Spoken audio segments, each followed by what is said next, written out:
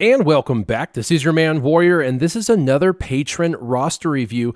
Now, this is 42, and what's crazy is he was in a different guild when he initially signed up for this roster review, but he has since hopped over to Zero Regrets. So this is the second Zero Regrets roster review this week alone. And what's even crazier is both of the guys are in the exact same scenario.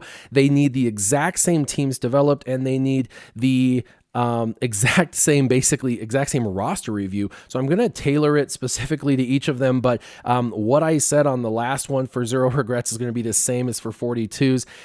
He has been playing for about a year and a half or so, and he is a dolphin. He's dolphined out or whaled out a couple times, but most of the time is free to play. But then of course he has whaled out on Revan and Darth Revan. But he is what we would consider a dolphin as far as the amount of money that he has spent.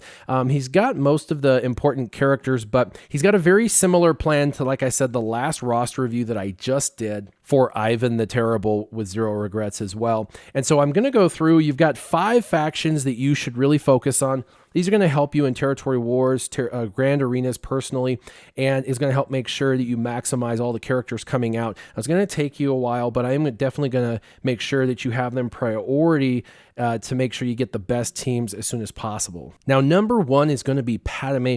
She's the best character in the game outside of the Revans as far as her team. She's top 3 for sure. Really amazing team. And since you've gone your Old Republic already and you've kind of worked on both your Revan and Darth Revan, you really want to make sure you get Padme when she comes back around. Now, what's crazy is Gear 13 is a thing, and they actually made the Gear 12 finishers to get you to Gear 13 farmable. That means you can literally go from Gear 1 to Gear 13, pop it over to Gear 13 with just a little bit of Sith Raid gear, if you save up some Sith Raid gear that you get, and then all the rest of it's either farmable or you can purchase it with saved up crystals. Now, this event really is going to make a difference between whether you have General Grievous where he needs to be. Where he needs to be is level 85, 7-star, Gear 13, with 90 to 100,000 health and a metalloid monstrosity unique Zeta. If you have that, it really doesn't matter what you take in. This event will seem trivial when you have that, because with metalloid monstrosity, he'll get cooldown resets and be able to do an insane amount of damage, and he ramps up his damage. And with the Gear 13, the amount of damage is going to be, it only will take a couple of characters dying for him to just destroy the opposing team. And so there's just a huge difference. So you've got a bunch of 7-star characters, and they're, a few of them are Gear 9 or Gear 10.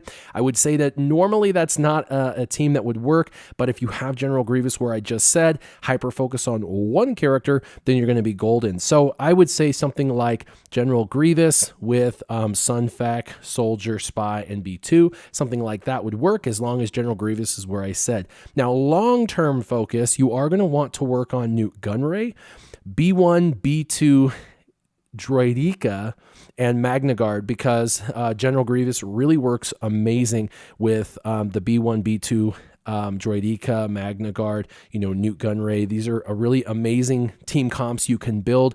Newt's amazing as well. So there's kind of this immediacy of General Grievous, and then over time, these other Separatist characters, they are going to be important. But really, like I said, for the event, it was ridiculously difficult. But if you had Metalloid Monstrosity on General Grievous and you have him Gear 13, he's going to be insane, and he's going to really take the whole thing. It's kind of like Bounty Hunters when you have Bosk and his Zeta Gear 12.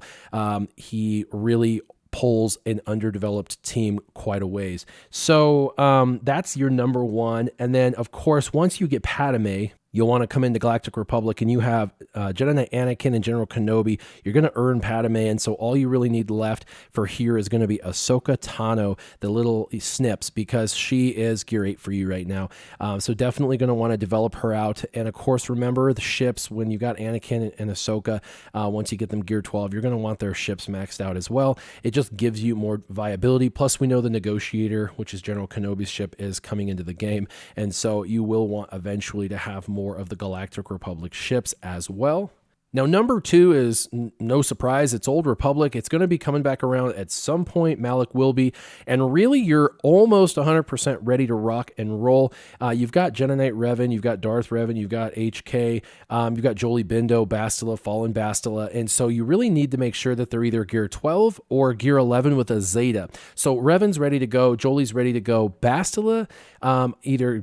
It would be my suggestion to just put her 3 pieces of gear on her to get her to Gear 12. Karth has a Zeta, he's good. Zalbar's good. Canderous is good. Jahani can be used in that slot. Traditionally, Jahani and T3 sit out, just so you know. And so, but of these people, Bastila just needs to be popped over to Gear 12, and Mission needs to be cranked way high. Take her to minimum Gear 11 and throw a Zeta on her. Her Zeta is amazing. So you definitely don't have to take her to Gear 12 for the event, but get her from Gear 8 to Gear 11.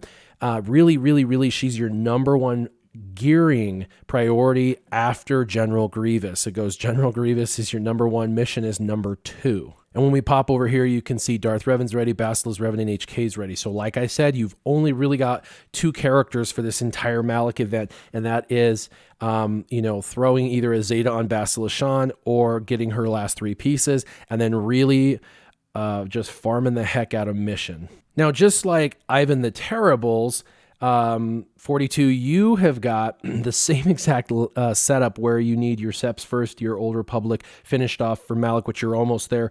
And then for the 3rd spot, it's either going to be Ewoks or Nightsisters, and the same logic applies.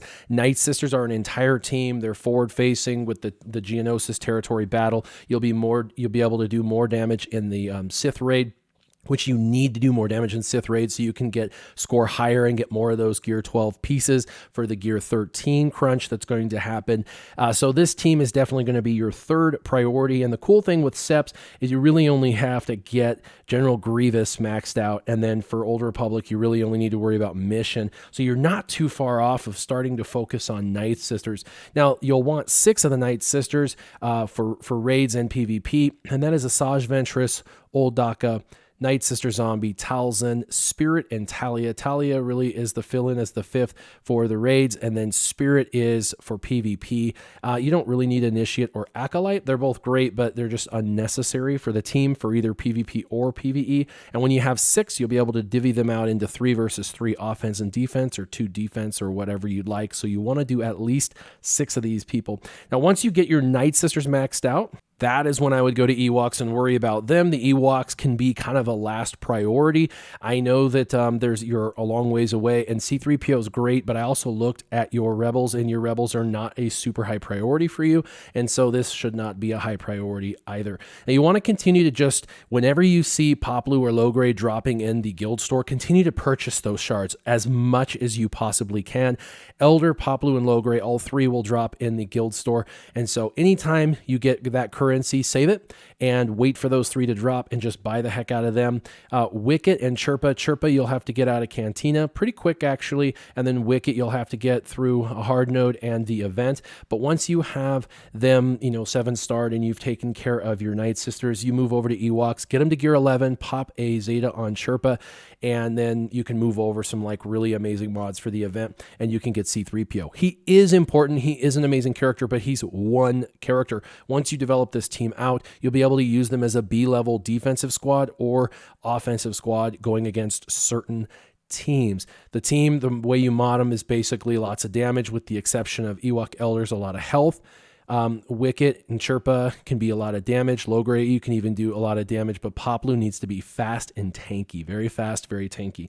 And then after you've taken care of Ewoks, there's really only one other team at this moment that you need to look at developing.